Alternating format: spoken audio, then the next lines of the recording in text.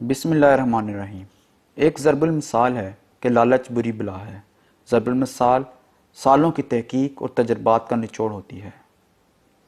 لالچ ایک ایسی بری بلا ہے جو کسی بھی شخص کو آسمان سے اٹھا کر زمین پر دے مارتی ہے۔ آج ہم آپ کی خدمت میں ایک ایسی ہی کہانی لے کر حاضر ہوئے ہیں۔ ناظرین، آپ دیکھ رہے ہیں معلومات ٹی وی اور سبق آموز کہانی کی سیریز میں آج آپ دیکھ رہے ہیں لالچ بری بلا ہے۔ یہ بات ہے 12ویں صدی عیسوی کی۔ عراق کے شہر بغداد میں ایک تاجر رہتا تھا جس کا نام عبداللہ تھا۔ عبداللہ کا شمار بغداد کے بڑے بڑے تاجروں میں ہوتا تھا۔ وہ مال تجارت لے کر ہندوستان کی طرف سفر کرتا اور ڈھیروں منافع کماتا۔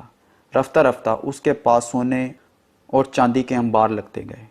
انبار تو اس کے پاس لگتے گئے مگر اس کے اندر لالچ بھی اسی رفتار سے بڑھتی رہی۔ ایک دن وہ ہندوستان سے مال تجارت بیچ کر واپس آ رہا تھا کہ اس کا ایک اونٹ کہیں گم ہو گیا اور وہ اونٹ کو تلاش کرتے کرتے کافی دور نکل گیا۔ اونٹ تو اس کو مل گیا مگر اب بہت دیر ہو چکی تھی۔ اس کا قافلہ وہاں سے جا چکا تھا۔ اندھیرا چھانے لگا تھا اور عبداللہ اب پریشان ہو گیا۔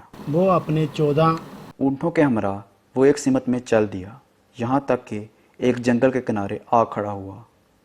جنگل میں ڈاکوؤں کے علاوہ اب اسے جنگلی جانوروں سے بھی خطرہ تھا۔ وہ اسی پریشانی میں تھا کہ اسے وہاں ایک بزرگ دکھائی دیے۔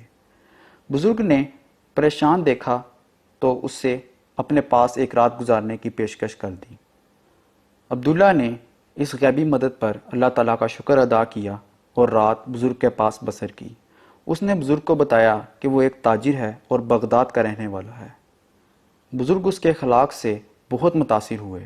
انہوں نے اسے کہا کہ تم ایک نیک آدمی ہو، اس لیے میں تمہیں ایک خزانے کا نقشہ بتاتا ہوں۔ تمہارے پاس 14 اونٹ ہیں، وہ خزانہ ان پر لاد لیتے ہیں، لیکن میری ایک شرط ہے، 7 اونٹ تمہارے ہوں گے جبکہ باقی 7 اونٹ میرے ہوں گے۔ اس کے علاوہ وہاں ایک صندوقچی ہوگی، وہ بھی میری ملکیت ہوگی۔ عبداللہ کا تو خوشی کے مارے برا حال ہو گیا۔ وہ فوراً راضی ہو گیا، لہٰذا بزرگ اور وہ خزانے کی طرف چل پڑے۔ پھر کیا ہوا؟ کیا عبداللہ نے خزانہ حاصل کر لیا؟ اس صندوقچی میں آخر تھا کیا؟ عبداللہ کی لالچ نے اسے کیسے نقصان پہنچایا؟ یہ سب کچھ آپ کو معلوم ہوگا، لیکن سبق آموز کہانی کی اگلی قسط میں۔ اگر آپ کو یہ کہانی پسند آئی ہو تو ویڈیو کو لائک کریں، اور اگر آپ نے ابھی تک ہمارے چینل کو سبسکرائب نہیں کیا تو ضرور کریں تاکہ ہر آنے والی ویڈیو آپ کو مل سکے۔ اس کے علاوہ اگر آپ نے ایسے بادشاہ کی کہانی نہیں سنی جو نئے کپڑوں کا بہت شوقین ہے تو یہاں ٹچ کریں۔ تب تک کے لیے اللہ حافظ۔